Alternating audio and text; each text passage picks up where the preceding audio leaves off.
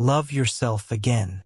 In the quiet valley of a small Zen monastery, surrounded by misty mountains and the gentle sound of flowing water, lived a young woman named Hana.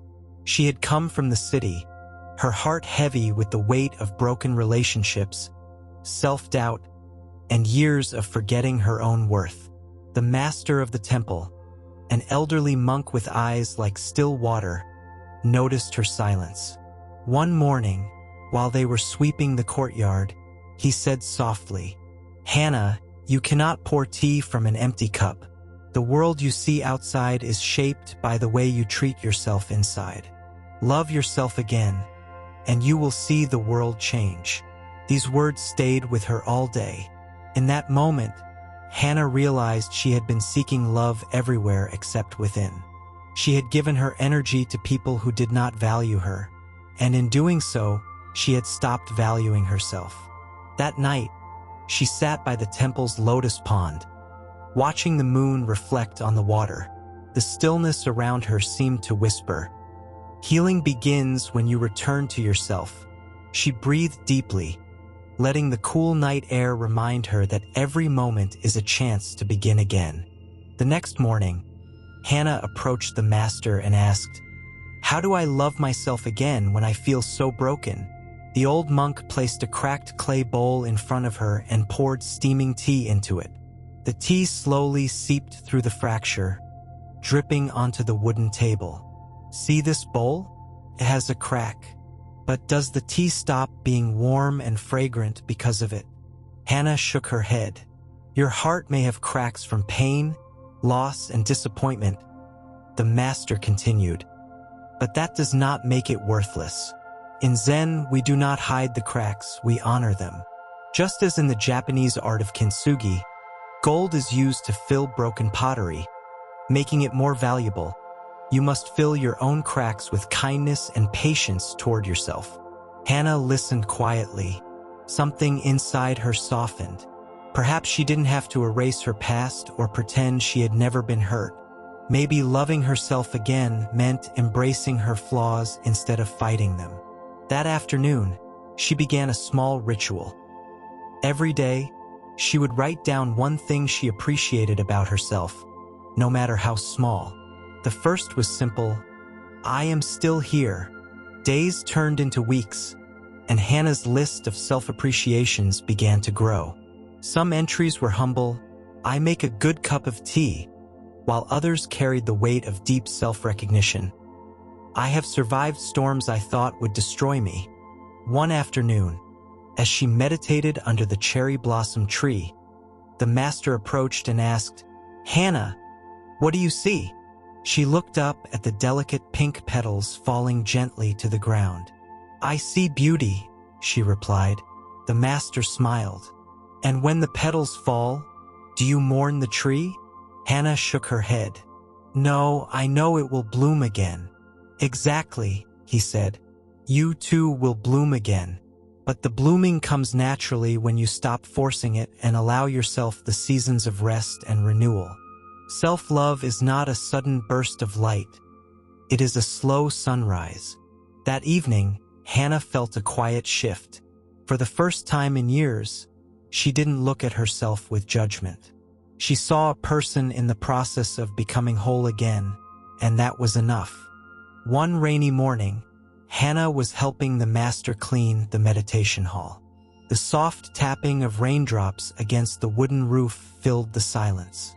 Without looking up, the master asked, "Hana, when was the last time you spoke to yourself with kindness?" She paused, realizing she could not remember. Most of her inner voice had been made of criticism, doubt, and comparison. The master placed the broom aside and poured 2 cups of tea. In Zen, the words you tell yourself shape the garden of your mind. If you water it with harshness, only weeds will grow. If you water it with compassion, flowers will return, even after the harshest winter. Hana took a slow sip, feeling the warmth travel through her body. She realized self-love was not just about doing good things for herself, but also about changing the way she spoke to herself in the quiet moments. That day, she made a promise. Every time a cruel thought appeared, she would replace it with one that was gentle and true. It felt awkward at first, like learning to walk again, but something inside her knew this was the path. Spring slowly unfolded in the valley. The once bare branches began to dress in tender green, and the air carried the scent of fresh earth. Hana noticed how nature never rushed, how the trees didn't force their leaves to grow, yet they always did. One afternoon, she walked to the riverbank, where the water danced over smooth stones. The master joined her, his gaze fixed on the flowing current. "Do you know why this river is never afraid?" he asked. Hana thought for a moment. "Because it keeps moving?" "Yes," the master nodded. "It accepts that it cannot hold on to any drop of water. In the same way, you must let go of the old versions of yourself, the ones built from pain and fear. You are not the person who was hurt. You are the one who is healing." Hana closed her eyes and let the river's murmur sink into her heart. For years, she had been clinging to the image of a broken self, as if that was all she could ever be. But now, she began to see herself as the river, ever-changing, never truly broken, always flowing toward the sea. That night, she wrote in her journal, "Loving myself again means giving myself permission to change." Weeks later, Hana found herself in the monastery's garden, planting seeds alongside the other residents. The soil was cool between her fingers, and the air was alive with the songs of small birds. The master stood nearby watching her work. "You are not just planting seeds in the ground," he said. "You are planting seeds in your heart. Each act of kindness toward yourself is a seed. Each moment of patience is sunlight. And each time you forgive yourself, you give water to your roots." Hana smiled softly, realizing that her life had slowly begun to feel lighter. She no longer woke up carrying the same heaviness she once did. The ritual of writing her self-appreciations had turned into a quiet joy. Her words to herself had become gentler, her breathing calmer. One evening, while gazing at the lanterns floating on the temple pond, Hana whispered to the reflection of the moon, "I am learning to be my own home." And in that quiet moment, she understood something. Self-love was not a destination she needed to reach. It was a way of walking through the world, step by gentle step. Summer arrived, painting the mountains in deep greens and filling the air with the hum of cicadas. Hana's days flowed with quiet routines: morning meditation, tending the garden, walking by the river. She noticed how each simple act became a reminder of her own presence. One afternoon, while sweeping fallen leaves from the temple path, she thought about the life she had left behind.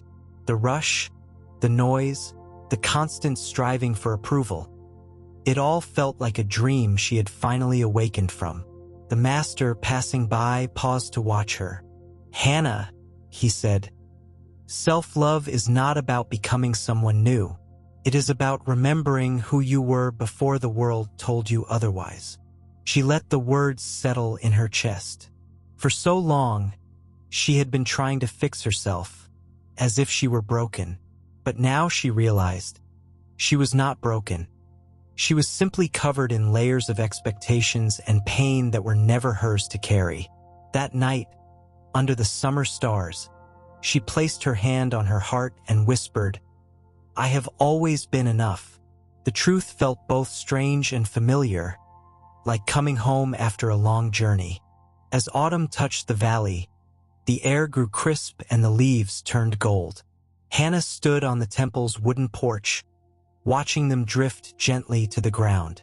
She thought of the seasons she had lived through since arriving: winter's stillness, spring's awakening, summer's warmth, and how each one had mirrored her own inner journey. The master joined her, his steps as soft as the falling leaves. "Hana," he said, "do you feel the difference?"